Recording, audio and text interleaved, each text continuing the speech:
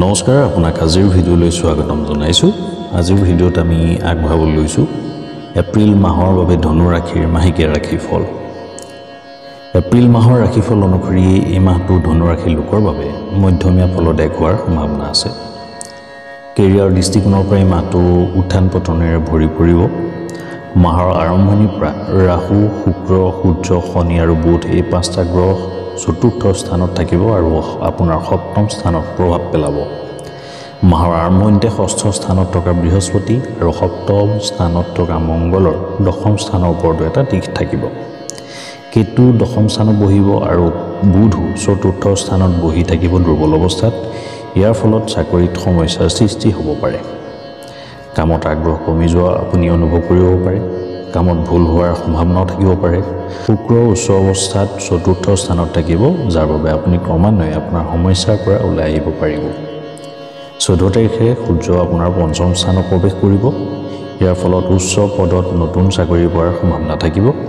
নিবনুৱাসকলে কৰ্মসংস্থাপন পাব পাৰে। মাহৰ আৰম্ভণিতে মংগল সপ্তম স্থানত থাকিব, যিয়ে ব্যৱসায়ত উত্থান পতন দেখুৱাব পাৰে। কিন্তু 3 এপ্ৰিলৰ পৰা ই আপোনাৰ অষ্টম স্থানলৈ স্থানান্তৰিত হ'ব। ইয়াৰ ফলত ব্যৱসায়ত কিছু ভাল পৰিস্থিতি সৃষ্টি হ'ব। কিন্তু আপুনি অধ্যৱসায়ী হ'ব লাগিব আৰু আপোনাৰ ব্যৱসায়ত অবিৰত অগ্ৰগতিৰ বাবে চেষ্টা চলাব লাগিব। বুধ মাহৰ আৰম্ভণিতে ৰেট্ৰগেট অৱস্থাত থাকিব, কিন্তু দ্বিতীয় সপ্তাহৰ পৰা তেওঁ ৰেট্ৰগেটৰ পৰা প্ৰত্যক্ষ অৱস্থালৈ সলনি হ'ব আৰু ব্যৱসায়ত সঠিক বৃদ্ধি দিব পাৰে। আৰ্থিক দিশত এই মাহটো আপোনাৰ বাবে উত্থান পতনেৰে ভৰি পৰাৰ সম্ভাৱনা আছে। ষষ্ঠ স্থানত থকা দেৱগুৰু বৃহস্পতিয়ে গোটেই মাহটো আপোনাৰ দ্বাদশ স্থানলৈ চাই আপোনাৰ খৰচ বৃদ্ধি কৰিব পাৰে। আপুনি আপোনাৰ আয় পৰিচালনা কৰিব লাগিব, লগতে আপোনাৰ খৰচো নিয়ন্ত্ৰণ কৰিব লাগিব।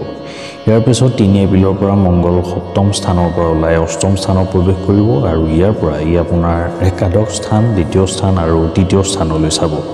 এনে পৰিস্থিতিত আপুনি বহুত সাহস দেখুৱাব লাগিব আৰু টকা উপাৰ্জনৰ বাবে কঠোৰ পৰিশ্ৰম কৰিব লাগিব। হঠাৎ কিছু গোপন টকা পাব পাৰে, কিন্তু সুখৰ সলনি কিছু অসুবিধাও দিব পাৰে, গতিকে এই ক্ষেত্ৰত অলপ সাৱধান হ'ব লাগিব।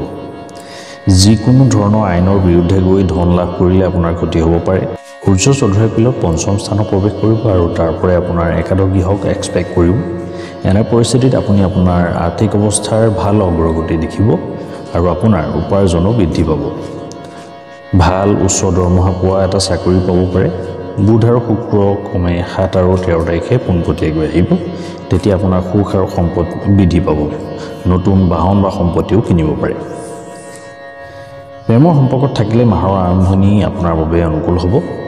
মংগল মাহৰ আৰম্ভণিতে সপ্তম স্থানত থাকিব, যাৰ বাবে আপুনি আপোনাৰ প্ৰেমৰ বিষয়ত অতি সাহসী হৈ পৰিব।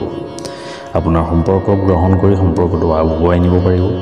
আপোনাৰ প্ৰেম বিবাহ নিশ্চিত হ'ব পাৰে। 14 এপ্ৰিলৰ পৰা সূৰ্য পঞ্চম স্থানত প্ৰৱেশ কৰিব, ফলত আপোনাৰ প্ৰিয়জনৰ মনত অহমিকা বোধ বৃদ্ধি পাব পাৰে, যাৰ ফলত আপোনাৰ মাজত সংঘাতৰ সৃষ্টি হ'ব পাৰে। বিবাহিতসকলৰ ক্ষেত্ৰত বুধ গোটেই মাহটো চতুৰ্থ স্থানত থাকিব আৰু মাহৰ আৰম্ভণিতে সপ্তম স্থানত মংগলৰ উপস্থিতিৰ বাবে কাজিয়াৰ সৃষ্টি হ'ব পাৰে। 3 তাৰিখৰ পৰা মংগল অষ্টম স্থানলৈ স্থানান্তৰিত হ'ব, যাৰ বাবে আপোনাৰ বৈবাহিক সম্পৰ্কৰ অৱনতি ঘটিব পাৰে আৰু স্বাস্থ্যজনিত সমস্যাই আপোনাৰ সংগীক অসুবিধা দিব পাৰে।